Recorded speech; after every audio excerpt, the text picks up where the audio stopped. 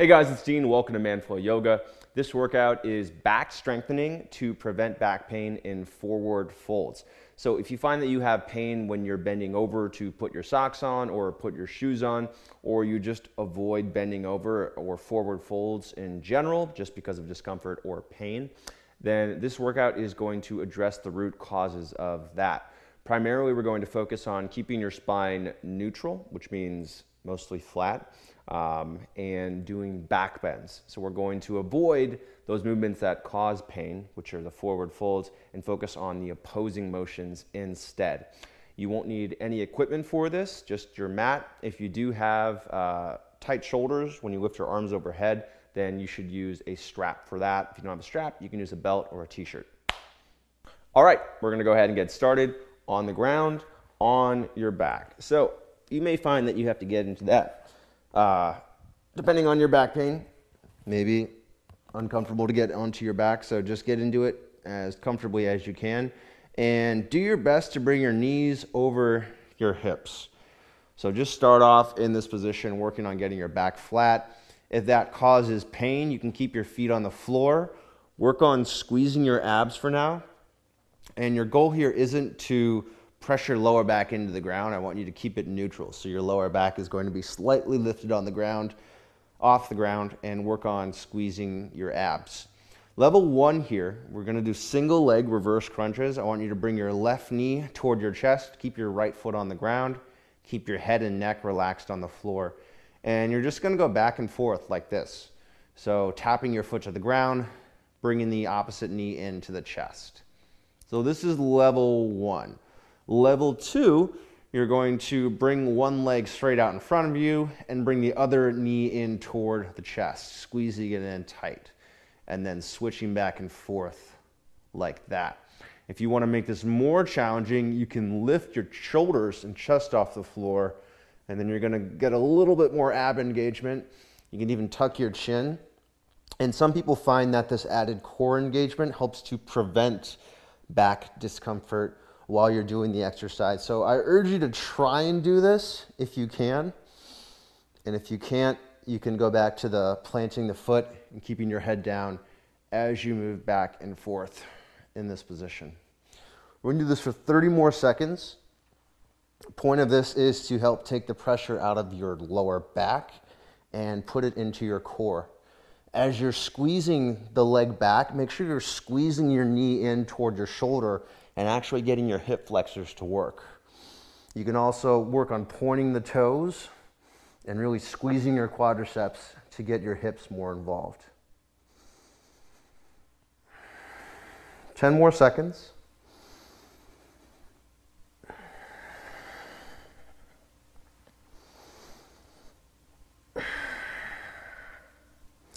All right, and then go ahead and release your feet down, feet planted in front of your hips. And I'm going to have you just kind of move your knees side to side, just loosening up your low back a little bit and creating some space in your lower back. Also a little break from that core exercise. From here, I'm going to have you bring your knees again above your hips, bring your shins parallel to the floor, and we're moving into reclined twists. Inhale to bring your legs toward the right. Don't let your knees touch. Keep your left shoulder down. Exhale to squeeze your core and bring your legs back to the middle. Inhale left. Exhale, squeeze your core. Bring your legs back to the middle. Keep this up at your own pace, going from right to left. You want to keep your shoulders on the ground as much as you can. If you can't do that, if you notice that your shoulder comes off the ground a little bit, that's okay and it's very normal. Just do your best to keep the shoulder down. It helps to actively press the shoulder into the ground. So as I'm moving toward the left, I'm actively pressing my right shoulder into the ground. But make sure you're using your abs to bring your legs back to the middle. So we're not pushing your hands into the ground to help get your legs back to the middle. We're using your ab strength, your core strength, to squeeze your legs back to the middle. Do a few more of these. So let's say 3 more to each side. And the goal here is working core strength, but also on stretching your low back. So we're creating some space in the low back.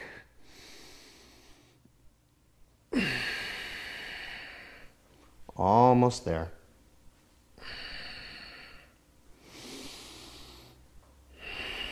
One more to each side.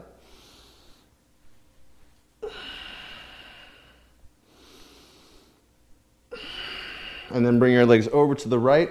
Allow your knees to come down, knees stacked. Bring your right hand to your left knee. Peel back that left shoulder, open your chest up to face upward. Try to keep your hips facing out. Lightly engage your core. You can also press your right hand into your left knee and your left knee back into your right hand. And we should be feeling a nice stretch actively through your low back. Maybe some core engagement, maybe some stretching through your left pectoral area as well, through your outer left chest. 3 breaths here.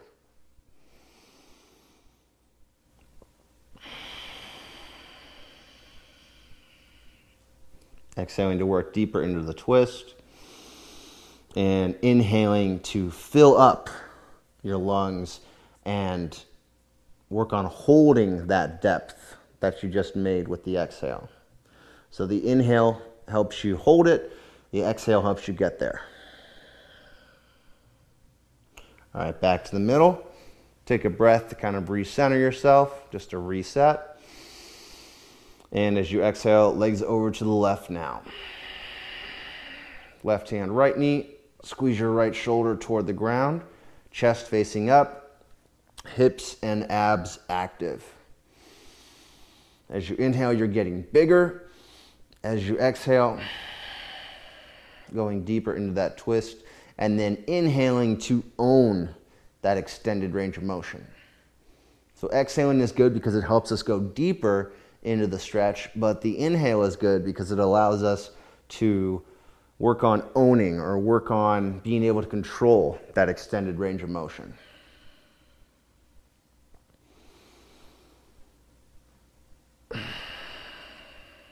One more breath.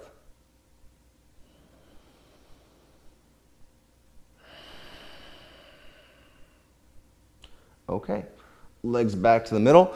And then from here, I'm gonna have you flip over and go onto your chest for some very basic back strengthening. So the first part of getting comfortable in forward folds is strengthening your spine and extension, which means in arching your back. And the most basic way of doing that is lying on your chest, like this. So I'm gonna have you be a bit more active than that. You're gonna tuck your toes, tuck your chin, press your hips into the floor, squeeze your abs. Bring your elbows down toward your hips. They're not actually going to touch your hips, but squeeze them down toward your hips. And then I'm going to have you just do some prone scapular retractions here. So with your abs engaged, with your toes tucked, you're going to squeeze your elbows up toward the ceiling and your shoulder blades toward one another. And then release down. And then just do 10 of those. So you're squeezing the shoulder blades together and then releasing. So this is kind of the level 1 of Cobra, we'll say. All right? It's the first step before we actually lift your chest off the floor. And as you're squeezing your arms up or your elbows up and you're pulling your shoulder blades together, I want you to contract your core at the same time. So you're bracing your core, squeezing your abs like you're about to take a punch to the stomach.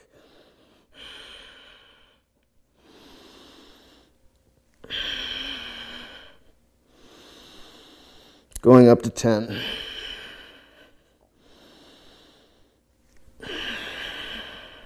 And then releasing. All right, from here, going up into a side plank, and I want you to plant your forearm for this. Planting the forearm helps you focus more on your back muscles. If you plant your hands, you tend to focus a little less on the back. Level 1, you're gonna stack your legs and knees are gonna be, your right knee is gonna be on the floor. Press your hips up toward the ceiling. You're gonna feel your obliques working here. Make sure that you've got a nice line from your elbow to your hip to your feet. So we wanna make sure that your hips aren't pressing forward, that your butt isn't behind you. and roll back the top of your left shoulder so your torso is facing to the outside. Hand can go on your hip. If you want to make this more intense, you can stagger your feet, drive the hips up, still keeping your chest facing to the outside, not facing your chest downward. And then rolling back that left shoulder, maybe extending your arm up. Level 3, stacking your feet and still driving the hips up, keeping your torso facing toward the outside, rolling back that top shoulder so that the weight is in your upper back and you're not feeling this just in the front of your chest. One more breath here.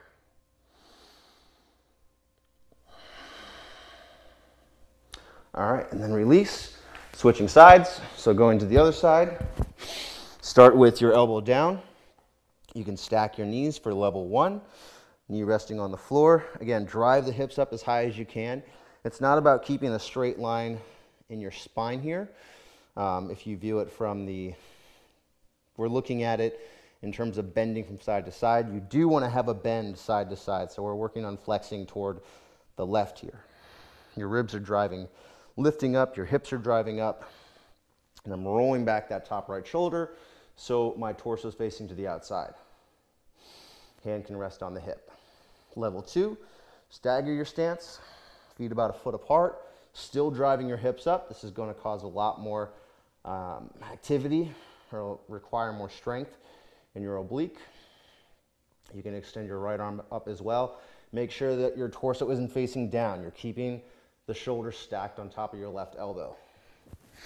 And then level 3, stacking your feet, driving the hips up, extending your right arm up. Torso, hips facing to the outside. You also want to make sure that you're not rolling back that top hip too much. So your hips should be stacked here. One more breath here. Drive the hips up. And release. All right, from here we're going to go into a forearm plank. So this is the good position to build some strength and flexion. Your spine is going to be a bit flexed here, meaning a bit rounded. Forearms are going to go flat on the ground, parallel to one another. Tuck your toes. Pull your belly button toward your low back. So notice that I'm not trying to keep my back flat here. I am creating a little bit of a rounding with my back here. And that's good. We want to create strength in rounding your back. That's why forward folds hurt right now, because you lack strength in rounding your spine. So belly button lifts up. I want to squeeze my thighs. One way to make sure you're using both hips is to lift your toes in one leg and then lift the other toes. And just notice if you are concentrating your body weight in one side or the other. Keep the belly button lifted. We're here for 15 more seconds. You can also make this more intense by squeezing your elbows and your feet toward one another.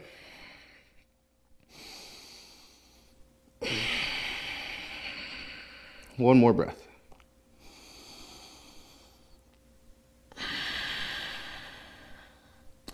All right, and then release flat onto your chest, back into a prone position. This time I want you to flip your feet so the tops of your feet are pressing down, so your toenails are facing the floor.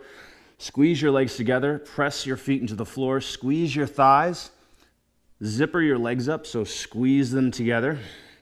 Tighten your abs, push your abs into the floor, and then peel your chest off the ground just 2 inches. Squeeze your elbows up toward the ceiling, pulling your shoulder blades together. Press the top of your head forward, away from your hips, and then pull your chin in toward your throat and look slightly forward. So chin comes in toward the throat. Top of the head continues to press away from your chest. And here for 20 seconds. Continue to stay active through your abs, squeezing your thighs, hugging the shoulder blades together, chin in toward the throat, lengthening, not just getting a deeper arch, but also getting length. And if you notice that there's pain in your back or you're not using your abs, then go down a little bit.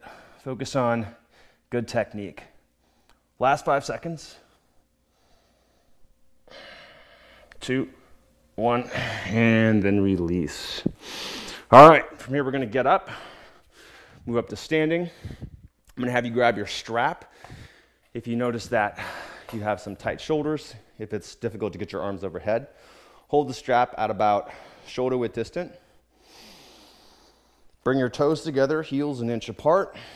Press down through your feet, squeeze your glutes, lift your ribs away from your hips, getting into a nice mountain pose. If that's uncomfortable, you can separate your feet, go at about 6 inches apart. And then from here, taking it into chair pose. Hinge at your hips, bend your knees, put the weight in your hips, bring your arms overhead. Shouldn't be able to see your arms. Chin in toward your throat. Keep your abs nice and tight, not arching your back, keeping a neutral spine. And I like spreading the feet here because, well, I don't in particular, but if you do, I've heard that it is uncomfortable for some guys to have their feet touching. So if that causes discomfort, then you can bring your feet about 6 inches apart. Just make sure you continue to squeeze your thighs toward one another. Squeeze the arms up high, keep the chin in toward the throat, keep your abs tight, just like you had them for the planks. We're here for 2 breaths, working on strengthening your hips, strengthening your core, strengthening your shoulders and your upper back by squeezing that strap up. 1 more breath.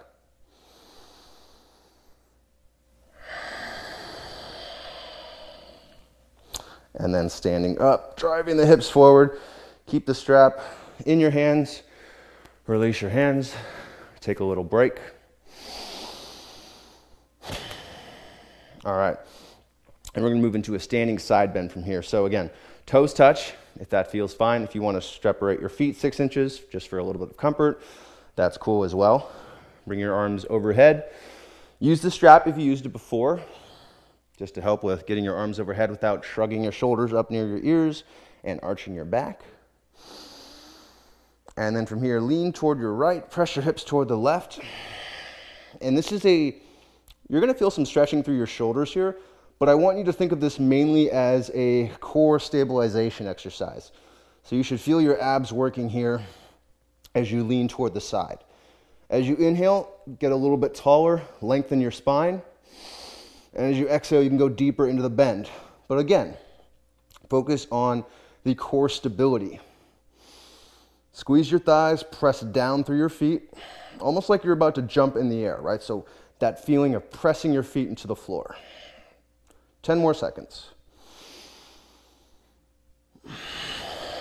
Squeeze the arms further back. 5, 3, 2, 1. Back to the middle.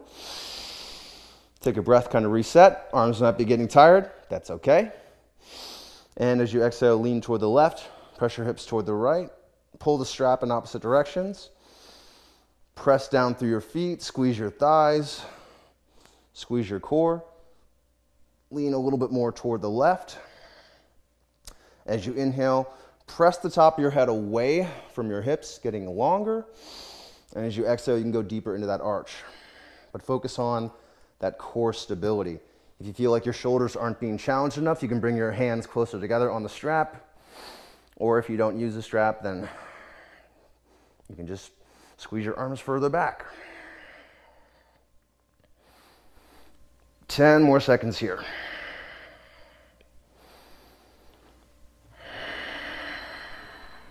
5 seconds. Arms further back. 3, 2, 1. Back to the middle. Release your hands just for a breath. Little break for your hands. And then into a standing back bend. Bring your arms overhead. Squeeze your arms back. Look up. Keep length through the back of your neck so the chin pulls into the throat. Top of the head presses away from your shoulders. Don't just let your head collapse backward. You want to keep a nice long line through your neck. And here for 30 seconds. Now focus here on the stability and the strength of the back bend. Don't worry so much about the depth. So your lower back shouldn't be arching, your butt shouldn't be sticking out behind you. Squeeze your glutes and your core to help lengthen your lower back. Squeeze your arms further back. Keep the shoulders down. Keep your neck nice and long. Again, chin in toward the throat, top of the head pressing away. I like to think bending my back only from the mid back and up, keeping that lower back nice and long. Last 5 seconds here. 3, 2, 1, and then release. Go ahead and throw that strap down.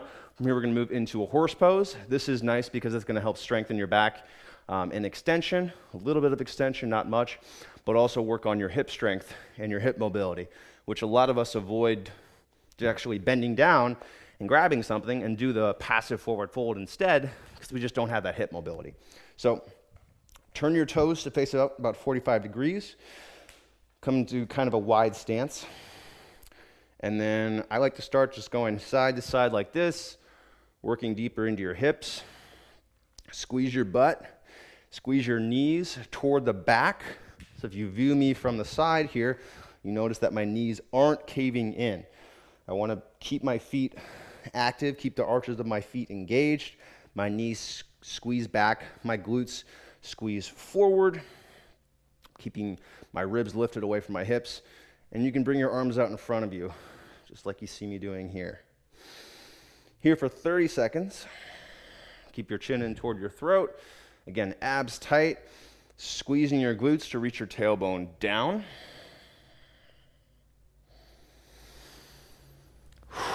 And as you exhale, you can go deeper into this horse stance.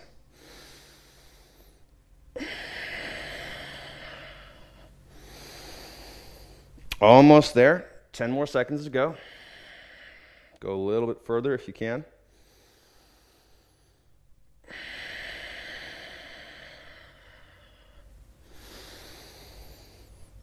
And up. All right. Now we're going to take it down to your chest. A couple more exercises to go.